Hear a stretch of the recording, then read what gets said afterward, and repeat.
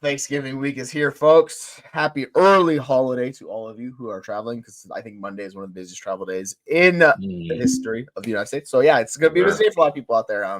This week is very chaotic because we have all of that going on. We have multiple games on Thursday, so we're going to preface that by saying set all your lineups. Make sure you are prepared if you have time, because you don't want to get stuck Thursday waking up late on the West Coast and realizing, oh, there's games playing, and I have not set my lineup. So that is why we're here. We're doing the Waiver Wire show bright and early, midday Monday. I'm with myself, Justin Muller, with Jeremy. How you doing today, Jeremy?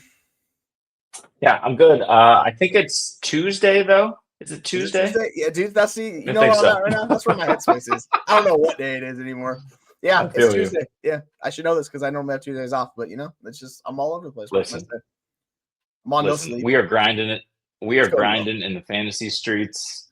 We are grinding in the reality streets. I got my dog in a cone this morning at the vet. Got a big old cone on his head. I feel like that scene in Dumb and Dumber where he's going, we got no food, we got no jobs, our pets' heads are falling off. It's just it's chaotic here in week 13, but we press on 2 more weeks before you punch your ticket to the playoffs. So we are here rolling with the Waiver Wire show. Yes, and for those of you that advanced in Scott Fishbowl, like the two of us, humble brag here. Congrats on making it to the top 1,500. We will keep trying to keep this popsicle stand going. We don't know how long it's going to go, but we're going to enjoy this ride while it lasts, folks. All right, let's round this out with the tight ends and talk about those guys. There's a few guys that are interesting to me. In the deeper league tier, there's 3 guys. I know everyone is hyping up Noah Gray. He's at 6% roster. You could definitely do that. I just worry about it's more of a cap ceiling with him. Theo Johnson is also at 6%. I like him because he's playing the Cowboys defense, and that is a good defense you could target this week. I understand that it's the DeVito, whoever else is going to be the quarterback there, but he's running the routes. He's doing everything you want. He's at a 19% first rated look, which is the exact same as George Kittle, just in a different offense. Obviously, there's different reasons, but that's a very good thing for a rookie player to be doing that in this offense alongside McNeighbors. And the other guy is Shoemaker. His role is similar to Noah Gray. It's part-time roles, but he's getting a decent amount of targets. His target spread runs a little bit higher than Noah Gray. So you can do the Shoemaker thing against the Giants this week. But the Giants have absolutely shut down tight ends for whatever reason it is. I don't know why that is. I can't figure it out, but they have killed tight ends. So I don't want to play him this week. But Shoemaker has had 2 back-to-back good weeks. Are you targeting Noah Gray? Is he the guy you're targeting? Or are you going after maybe either one of these guys? No. Who's the second guy you mentioned? I was looking. No. Sorry. Oh, Theo. Yeah, I have Noah Gray the highest of these 3 guys, but he's 25th ranked. I just don't see it happening again for Noah Gray. It's a good matchup, but you know who should eat in this matchup? Travis Kelce. He's my tight end too. So look, Noah Gray has been wide open the last few days. I'm not sure that defenses are going to make that mistake and give the Chiefs easy touchdowns anymore. They have 2 straight weeks of tape showing what the Chiefs have been doing with Noah Gray to get him wide open. So, could it happen again because they have to cover D-Hop and Kelce and now Juju and Hunt out of the backfield? Yeah, it could happen again. But Worthy, who's been getting a lot more looks, which has really opened up this offense, I'm not betting on it, right? Just 5 targets and 4 targets for him over the last few weeks. Been out targeted by Kelce 12-9 over that span as well. He's just getting the touchdowns. I'm not betting on it. So, no, I don't want any of these guys. If I had to, I guess I'd fire up Gray. If I had to. But, again, he's my 25th ranked tight end. Let's see if I can get you. Can I interest you in a Cole Kmet or a Pat Freiermuth, who are potentially in waivers in your redraft league? How about a Jake Ferguson potentially coming back, or Schoonmaker? Either one is fine, who we talked about. Disley, Tucker Kraft coming off a bye potentially, or coming off a good game actually. Who else is there? Yeah. If you look at Evan Ingram coming off the bye, come on. There's a lot of better options. If Ingram's available, you should absolutely get him. I don't think he's available. But, yeah, like to your point, those medium tier guys, like you listed out multiple of them. It's Cole Kmet, it's Will Disley, those guys. 31% and 50% for Cole Kmet. Cole Kmet got 21% target share last week. Obviously, they threw an insane amount of times. But the fact he's integrated back into that offense like a real tight end, he's running the routes and he plays the role. I like Cole Kmet a lot. I think he's good. Will Disley's good. He did not get all the targets we wanted last week, but that offense kind of was really up and down last week, so it's just kind of a bad game. So we'll see. Either one of those guys I much prefer. You can do the Zach Ertz thing if Austin Eckler's out this game. I think he's going to get a lot more short dump offs because they're going to remove that passing down element, right? So I think you could do the Zach Ertz thing too this week. It's just, Zach Ertz, it's a cap ceiling. Like the ceiling is what, 15 points? Like that's just kind of is what it is. So, I mean, we'll take it out of these tight ends. And then the last guy is obviously Taysom Hill. If he's at all of it, we'll just go get Taysom Hill. He's my tight end 2 this week, dude. Like I am all aboard the Taysom Hill train. So yes, if you get Taysom Wait Hill, a minute. I got my 5. Okay, I got my 5. Yeah, it's wheels up. Like he's running 60+% of routes. Like he's leading the team in targets over the Saints right now. Targets for all that stuff. It's just, I would take him up against any tight end right in the NFL. Like he's been that. Like just McBride, you just need touchdowns. Can we get McBride touchdowns? That's all I'm asking for. Get some man some touchdowns. It would be glorious. Until then, like he's right there.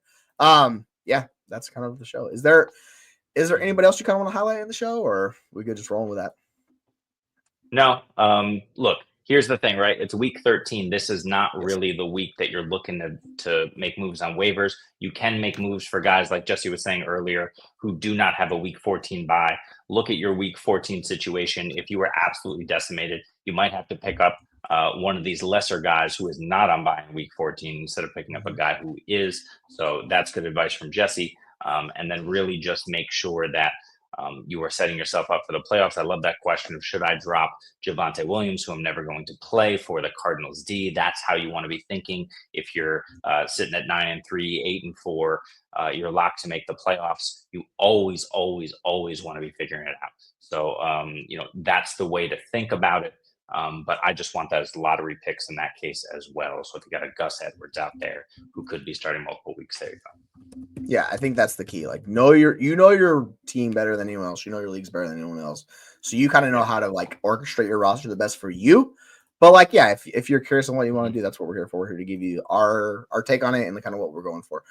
We got one question here. Let's talk about. Wrong about Otten. Yeah. So yeah, that his target share dramatically decreased. I will say, JJ Zacharias was highlighting something about him where he's more of a hold than like I don't think we need to worry too much. So this is a really good matchup for him this week. I'm curious to see how it regresses or not. That's the one thing I'm curious about. Where do you have Ott in your rankings this week, by the way? He's 9th, so I'm not off of him completely. And we talked about the New York Giants, right? And this is what Brain brought up is like he was saying, oh well, they just haven't played the right tight ends, and for the most part that was true, but at this stage in the season, when you just played a variety of teams, these numbers tend to be stickier than they are in the beginning half of the season. When I was talking about Miami not facing any quarterbacks, well, guess what? They proved me wrong too, because I've been out on Miami's defense until last week, and they've still been crushing. So, you just have to. We don't know. Some of these things we think we know, and then it totally flips on us, and at some point we just have to look at it and get rid of our priors, and that's really difficult for me as well. But he's playing Carolina this week. I mean, you got to fire Otten up. He's playing Vegas next week. You got to fire Otten up. He's got Dallas and Carolina 16-17. So yeah, he's a super hold. Am I playing? He's also my tight end 9, right? So am I playing Evan Ingram over him and Njoku, Hawkinson, Taysom Hill? Absolutely. Is it a conversation for me for Jonnu Smith? I have Jonnu Smith at 10 because I don't love the massive, love the role. But it's interesting there. It's a conversation there between me, those two. And then Mark Andrews, I have below Otten as well. So I think he's right in there. He's a back end tight end 1, however you slice it this week. But yeah, last week it just wasn't there for him. Mike Evans took it, and the Giants, came down on.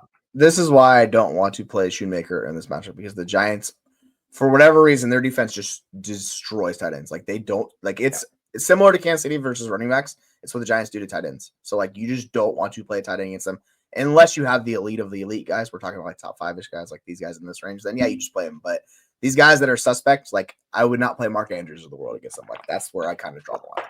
But it is what it is. So yeah, this is our week 13 show, man. We're with Thanksgiving coming, we are going to be dropping our ranking shows really soon this week. So we're going to jump into this really quickly and do that. So we're having that come out. I don't know if we're doing anything on Thanksgiving Day or not, but yeah, we're going to push some stuff content all week. So if you're with us this far into the show, we very much appreciate it. Make sure you are, if you're not subscribed, please subscribe. We very much appreciate it. If you can comment, do everything you want. That's what we're here for, folks. So hope you enjoyed our week 13 show. I'm going to quit talking because we're just wasting time here. So for Jeremy, myself, for Essie and Aaron, I hope y'all enjoy your holiday if we don't talk to you then. And yeah, we'll see you later on this week. So have a good week, folks.